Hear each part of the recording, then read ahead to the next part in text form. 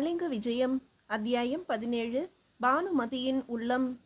அதிகாலையில் குளித்து முடித்துவிட்டு ஈரமான கூந்தலுடன் நன்றாக காய்வதற்கு விரித்து அதில் வாசனை மலர்கள் சூடி நேர்த்தியாக உடை அணிந்து மனதில் புத்துணர்ச்சியுடன் இறைவனுக்காக அன்று அலர்ந்த மலர்களை பறித்து கூடைக்குள் சேர்த்து ஒவ்வொரு கொடியிலும் மலர்ந்த பூக்களை பறிப்பதில் ஆனந்தமடைவாள் பானுமதி.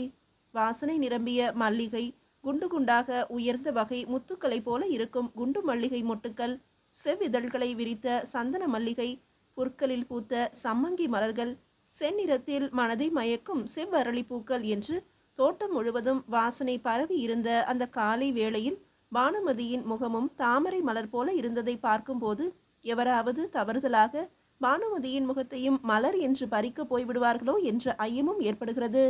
தாமரை முகத்தால் பானுமதி சிறிய குழந்தையாக இருக்கும் போதே காலையில் மலர் கொய்ய ஆரம்பித்து விடுவாள். தன் தளிர் விரல்களால் அவள் மலரை கொய்யும் அழகை ரசிப்பார் அவளது தாய் யசோதை.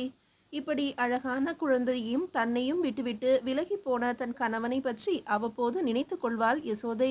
சற்று வளர்ந்து விவரம் தெரியும் வயது வந்தபோது தன் தந்தையை பற்றி கேட்பாள் பானுமதி. யசோதைக்கு என்ன பதில் சொல்வது என்றே தெரியாது. ஒவ்வொரு முறையும் ஏதோ ஒரு காரணத்தை கூறி தட்டி கழிப்பாள். பருவ வயது வந்தவுடன் இனியும் தன் கணவனை பற்றி மறைக்க முடியாது என்ற எண்ணத்தில் பானுமதியிடம் உண்மைகளை கூறிவிட்டாள். யசோதையின் கணவர் பெயர் எங்கராயர். கலிங்க மன்னன் அனந்தவர்மனின் தலைமை அமைச்சராக இருப்பவர். யசோதை இளவயதாக இருந்தபோது எங்கராயன் அவ்வப்போது கோயிலுக்கு வருவான். அப்போதெல்லாம் கோயில் அர்ச்சகராக இருந்த யசோதையின் தந்தைக்கு எங்கராயன் மீது மிக மிக மதிப்பு இருந்தது. எங்கராயன் சிறந்த படிப்பாளி, அறிவாளி, 4 வேதங்களையும் கற்று தேர்ந்தவன், தர்க்க சாஸ்திரத்திலும் கணிதத்திலும் வல்லவன். கலிங்க நாட்டின் மதிப்புமிக்க குடும்பத்தை சேர்ந்தவன் எங்கராயன். தோற்றத்திலும் மென்மையானவன். யசோதையின் அழகிலும் நாட்டியத்திலும் இறை பக்தியிலும் மயங்கிய எங்கராயன் யசோதையை திருமணம் செய்து கொள்ள விரும்பினான். யசோதையின் தந்தையும் இவனை விட பொருத்தமானவன் எவனும் இல்லை என்ற சந்தோஷத்தில் வெகு விமர்சையாக யசோதையை திருமணம் செய்து கொடுத்தார். திருமணம் ஆன பிறகும் யசோதை தன் தந்தை வீட்டிலேயே இருக்க ஆசைப்பட்டதால் அவளது விருப்பத்திற்கு ஏற்ப எங்கராயனும் யசோதையின் வீட்டிற்கே வந்துவிட்டான். திருமணம் ஆன பின்பு 2-3 ஆண்டுகள் இருவரும் சந்தோஷமாகவே இருந்தனர். வாழ்க்கையின் எல்லா இன்பங்களையும் பெற்றனர். குழந்தை பேறு உண்டாகி பானுமதியும் பிறந்தாள். அவர்களின் மகிழ்ச்சி கடலுக்கு எல்லையே இல்லாமல் இருந்தது. எவருடைய கண்பட்டதோ தெரியவில்லை. யசோதையும் எங்கராயனும் பிரிந்தனர். அவர்களின் பிரிவுக்கு முக்கிய காரணம் விதி என்றுதான் கூற வேண்டும். எங்கராயனின் அறிவாற்றலையும் திறமையையும் பார்த்த கலிங்க மன்னன் அனந்தவர்மன் எங்கராயனை அமைச்சராக்கினான். அமைச்சரான சில காலங்களிலேயே எங்கராயனின் திறமையை கண்டு வியந்து போனான் மன்னன். அரசாங்கத்தின் வருவாயை பெருக்கினான். கலிங்கத்தில் வியாபாரமும் வணிகமும் கீழே நாடுகளுடன் மேலும் பெருகியது. கால்வாய்களை வெட்டி விவசாயம் செழிப்பதற்கும் எங்கராயன் வித்திட்டான். எங்கராயனின் செயல்பாடுகள் கலிங்க மன்னனுக்கு மிகவும் பிடித்து போய் தன் அரண்மனைக்கு அருகிலேயே இருந்த பெரிய மாளிகையை எங்கராயனுக்கு அளித்தான் மன்னன். பெரிய மாளிகையில் ஏவலுக்கு வேலையாட்கள், பாதுகாவலர்கள், மாளிகையை அழகுபடுத்த பணியாளர்கள், ஊழியம் செய்வதற்கு ஏராளமான ஊழியர்கள் என்று சகல சௌபாகியம் நிறைந்திருந்தாலும் யசோதைக்கு தன் பழைய இல்லத்திலேயே தந்தையுடனும் குழந்தையுடனும் இருக்க விரும்பினாள். எங்கராயன் தன் மாளிகையிலேயே இருந்து கொண்டான். ஆடல் மகளிர் அவ்வப்போது மாளிகைக்கு வந்து சென்றனர். எங்கராயனின் ஒழுக்கம் கேள்விக்குறியானது. மெல்ல மெல்ல யசோதைக்கு தன் தவறு புரிந்தது. கணவனை விட்டு சற்று விலகி இருந்ததால் நடந்த அனர்த்தங்கள் அவளுக்கு விளங்கியது. எப்போதாவது ஒரு முறைதான் யசோதையை பார்க்க வருவான் எங்கராயன். அப்போது கூட அவனுடன் மகிழ்ச்சியாக இருக்க முடியாமல் அவனுடன் சண்டை பிடிப்பாள் யசோதை. இப்படி சிறியதாக ஆரம்பித்த சண்டை ஒரு முறை பெரிதாகி இருவருக்கும் இடையே சமாதானமாகாமல் போய்விட்டது. தன் மனதில் என்ன நினைத்தானோ தெரியவில்லை. எங்கராயன் யசோதையின் வீட்டிற்கு வருவதை அடியோடு நிறுத்திவிட்டான். தன் அமைச்சர் பணியில் தொய்வில்லாமல் பார்த்து கொண்டதால் மன்னன் அனந்தவர்மனிடம் மிகவும் செல்வாக்கு பெற்று பணிகளிலேயே ஆழ்ந்து விட்டான். சில சமயம் தன் புதல்வியையும் யசோதையையும் பார்க்க வேண்டும் என்று நினைத்து கொள்வான். ஆனால் யசோதையின் மீது ஏற்பட்ட கோபம் தாழாமல் பார்க்காமலேயே இருந்து விடுவான். ஆண்டுகள் கடந்து விட்ட பின்னால் கோயிலுக்கு வரும்போது அவன் யசோதையை பார்த்து விடுவான். ஆனால் அப்போது கூட அவளிடம் பேசாமலே இருந்திருப்பான். யசோதையின் தந்தை இறந்தபோது எங்கராயன் வெளிதேசம் சென்றிருந்ததால் யசோதைக்கு ஆறுதல் கூற முடியாமல் போய்விட்டது. இருப்பினும் அமைச்சன் என்ற முறையில் கோவிலில் யசோதை தொடர்ந்து பணி செய்யவும் தலைமை அர்ச்சகருக்கு உரிய வீட்டில் அவள் தொடர்ந்து வசிக்கும்படியாகவும் ஏற்பாடுகள் செய்துவிட்டானே தவிர யசோதைக்கும் எங்கராயனுக்கும் தொடர்பு இல்லாமலாகிவிட்டது. ஆண்டுகள் பல கடந்த பின்னரும் இடைவெளி அதிகமானதே தவிர குறைந்த பாடில்லை. பானுமதி சிறு வயதாக இருந்ததிலிருந்தே யசோதை அவளுக்கு தாயாகவும் தந்தையாகவும் இருந்து வளர்த்தாள். கல்வி கற்றுக் கொடுப்பதற்கும் ஏற்பாடு செய்தால். இசையையும் நாட்டியத்தையும் பானுமதிக்கு தானே பயிற்றுவித்தாள். யசோதையின் விருப்பப்படியே தந்தை உடன் இல்லாத குறை இல்லாமல் வளர்ந்தாள் பானுமதி. கல்வியிலும் இசையிலும் நாட்டியத்திலும் கவனம் செலுத்தினாள். ஆனாலும் தன் தந்தையை பற்றி அவ்வப்போது யசோதையிடம் கேட்பாள். பானுமதி பருவ வயது அடைந்த பிறகு இனிமேலும் அவளுடைய தந்தையை பற்றிய உண்மைகளை மறைக்கக்கூடாது என்று விவரத்தை தெரிவித்துவிட்டாள். தன் தந்தை கலிங்க நாட்டின் முக்கிய அமைச்சர் என்று தெரிந்த பிறகு மிகவும் ஆவலுடனும் மகிழ்ச்சியாகவும் அடைந்தாள் பானுமதி. ஆனாலும் தன் தந்தை தன்னையும் கட்டிய மனைவியையும் உதாசீனப்படுத்திவிட்டதை அறிந்த பிறகு அவரின் மீது இருந்த மதிப்பு குறைந்து வெறுப்புத்தான் மிஞ்சியது. கோயிலுக்கு அமைச்சர் எங்கராயர் வரும்போது தொலைவில் இருந்து தன் தந்தையை பார்ப்பாள் பானுமதி. கூடவே இருந்து பாசமுடன் தன்னை வளர்க்க வேண்டிய தந்தை யாரோ முன்பின் தெரியாதவர் போல நடந்து கொண்ட விதத்தை பார்த்தவுடன் தந்தையிடம் இருக்க வேண்டிய பாச உணர்வு பானுமதியிடம் ஏற்படாமல் போயிற்று. அவரை பார்க்கும்போது தந்தை என்ற மரியாதையும் இல்லாமல் உடனே அவ்விடத்தை விட்டு விரைந்து வெளியேறி விடுவாள். தன் தந்தையின் நடத்தையை பார்த்ததிலிருந்து ஆண்களை கண்டாலே வெறுத்தாள் பானுமதி.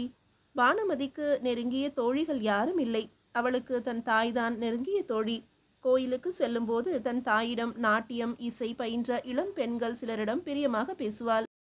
அவர்களும் பானுமதியிடம் அன்பாக பேசுவார்களே தவிர தங்கள் அந்தரங்க விஷயங்களையும் சில சமயம் பானுமதியுடன் பகிர்ந்து கொள்வார்கள். அதை தவிர சிலர் இவரை திருமணம் புரிவேன், அவரை திருமணம் புரிவேன், இவரிடம் மனம் சென்று விட்டது என்று கூறும்போதெல்லாம் பானுமதிக்கு அவர்கள் மீது பரிதாபம் தான் வருமே தவிர திருமணம் பற்றியோ காதலை பற்றியோ எண்ணம் ஏற்படாது. ஆசையும் மோகமும் சில காலத்திற்கு தான் இருக்கும், வாழ்க்கை முழுவதும் தொடராது என்று நினைப்பாள் பானுமதி. அதற்காக எல்லா ஆண்களையுமே தவறாக எண்ணக்கூடாது என்றும் சில சமயம் நினைத்து கொள்வாள். சிறந்த பக்திமான்களையும் வீரமிக்க ஆண் மக்களையும் பார்க்கும்போது பக்தியும் மரியாதையும் பானுமதிக்கு எழும். ஆனால் திருமணம் செய்து கொள்வது பற்றியோ மனதை பறிகொடுப்பதிலோ அவள் எண்ணம் செல்லாது. பெரிய இடத்திலிருந்தெல்லாம் பானுமதியின் அழகில் மயங்கியவர்கள் திருமணம் செய்து கொள்வதற்கு தயாராக இருப்பதாக யசோதையிடம் மண்டியிடுவார்கள். பானுமதியின் எண்ண ஓட்டத்தை அறிந்த யசோதை அப்படிப்பட்டவர்களிடம் திருமணத்திற்கு இன்னும் சில காலம் போகட்டும் என்று தவிர்த்து விடுவாள். பானுமதிக்கு திருமணம் செய்வதாக இருந்தால் நல்ல பண்பானவனாக இருக்க வேண்டும், மேலும் தெரிந்த இடமாகவும் இருக்க வேண்டும், அதுவும் சோழ தேசத்தை சேர்ந்தவனாகவும் இருக்க வேண்டும் என்ற எண்ணம் கொண்டிருந்தாள் யசோதை. நீலவண்ணன் நமக்கு நன்கு தெரிந்தவன், நல்ல தோழராகவும் இருக்கிறார். அவர் மூலமாகவே நல்ல குடும்பத்தை சேர்ந்த இளைஞனுக்கு திருமணம் செய்து கொடுக்க வேண்டும் என்று தோன்றியது யசோதைக்கு. ஆனால் பானுமதி திருமணம் என்ற பேச்சை கேட்டாலே எரிந்து விழுவாள். அவளுக்கு எப்படி திருமணம் நடத்தப் போகிறோம் என்ற கவலையும் யசோதைக்கு அவ்வப்போது ஏற்படுவதுண்டு.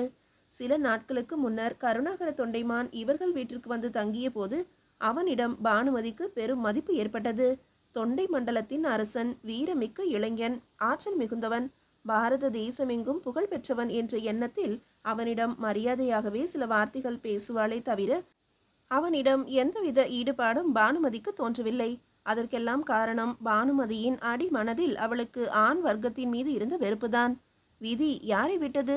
அன்று காலை மலர்களை கொய்து கொண்டிருந்த பானுமதியின் மீது கரும்பு வில்லில் இருந்து மலர் அம்புகளை எய்ய தொடங்கிவிட்டான் மேலுலகத்தில் இருந்து வந்த மன்மதன். கருணாகர பல்லவனுடன் வந்த மாரவர்மன் தோட்டத்தின் கதவை திறந்து உள்ளே வந்தவுடன் தோட்டத்தில் பூத்திருந்த மலர்களை கண்டான். மலர்களோடு மலராய் இருந்த தாமரை முகத்தாளையும் கண்டான். உலகம் அந்த கணத்திலேயே சுழலாமல் நின்றுவிட்டது. வைத்த கண் மாறாமல் பானுமதியின் முகத்தையே பார்த்து கொண்டிருந்தான் அவன். மாரவர்மன் பெண்களிடம், அதுவும் இளவயது பெண்களிடம் இதுவரை நாட்டம் கொண்டதில்லை. அவர்களை உற்று பார்ப்பது நாகரிகமில்லை என்ற கருத்தை உடையவன். அவன் கிராமத்தில் இருந்த போதும் சரி, மற்ற இடங்களுக்கு ஏதாவது அலுவல் காரணமாக சென்று வந்தாலும் சரி, அவனது மனதை இதுவரை எந்த பெண்ணினாலும் மாற்ற முடியவில்லை. மனதை மயக்கும் எந்த பெண்ணையும் இதுவரை மாரவர்மன் பார்த்ததும் இல்லை. முதல் நாள் யசோதையின் வீட்டில் சிறிது நேரம் தங்கியிருந்த போது யசோதையை தான் பார்த்திருந்தானே தவிர பானுமதியை பார்க்கவில்லை. இப்போதுதான் முதன் முறையாக பார்க்கிறான். பார்த்த உடனேயே அவன் மனம் பளிச்சிட்டது. தனக்காகவே பிறந்து தனக்காகவே வாழ்ந்து வருவதாக அவனது மனதிற்கு பட்டது. எப்பேற்பட்ட பேரழகி! இவளுக்காக வாழ்நாள் முழுவதும் இவள் காலடியிலேயே கிடக்கலாமே. நேற்று வரை தன் மனம் யாரை பார்த்தும் மயங்கியதில்லையே, இன்று என்ன ஆயிற்று எனக்கு என்று எண்ணமிட்டான் மாரவர்மன். பார்த்த கண்களை இங்கும் அங்கும் திருப்ப முடியாமல் அவளையே பார்த்து கொண்டிருந்தான். அவனால் ஓரடி கூட முன்னால் கால் வைக்க முடியவில்லை. அவனுடன் வந்த கருணாகரன் விறுவிறுவென்று முன்னால் செல்ல, மெல்ல தயங்கியபடியே பானுமதியை பார்த்தபடியே அடிமேல் அடி வைத்து நடந்தான் மாரவர்மன். தோட்டத்தின் கதவை திறந்து கொண்டு வந்தவர்களை பார்த்தால் பானுமதி. ஒருவன் காஞ்சி அரசன் கருணாகர தொண்டைமான், இன்னொருவன் யார் என்று தெரியவில்லை. பார்க்க வெகு லட்சணமாக இருக்கிறான். வீரம் அவன் முகத்தில் கொப்பளிப்பது தெரிந்தது. கரணை கரணையாக கைகள் கால்களும் விரிந்த மார்புடன் நல்ல பலசாலி போல தெரிகிறான். ஏன் அவன் என்னையே பார்த்தபடியே இருக்கிறான்? அவன் பார்வையை தாங்காமல் தலையை குனிந்து கொண்டாள் பானுமதி. அவன் தன்னையே உற்று பார்த்து கொண்டிருக்கிறான் என்று உள்ளுணர்வு கூறியது. மலர்களை கொய்வது போல அவள் மறுபடியும் தன் பணியில் கவனம் செலுத்தினாலும் அவனை மீண்டும் ஒரு முறை பார்த்தாள். அவளது மனமும் படபடவென்று அடித்து கொண்டது. வேறு எவரை பார்த்தாலும் இவ்வளவு வெட்கமோ நாணமோ அடைந்ததில்லை. ஆனால் ஏன் இந்த இளைஞனை பார்த்தவுடன் மனம் குறுகுறுவென்று பட்டாம்பூச்சியாக மாறுகிறது? ஏன் நமக்கு இந்த மாற்றம்? இதற்கு பெயர்தான் என்ன? இவ்வாறு தன் மனதையே கேட்டுக்கொண்டாள் பானுமதி. மீதியை அடுத்த அத்தியாயத்தில் காணலாம்.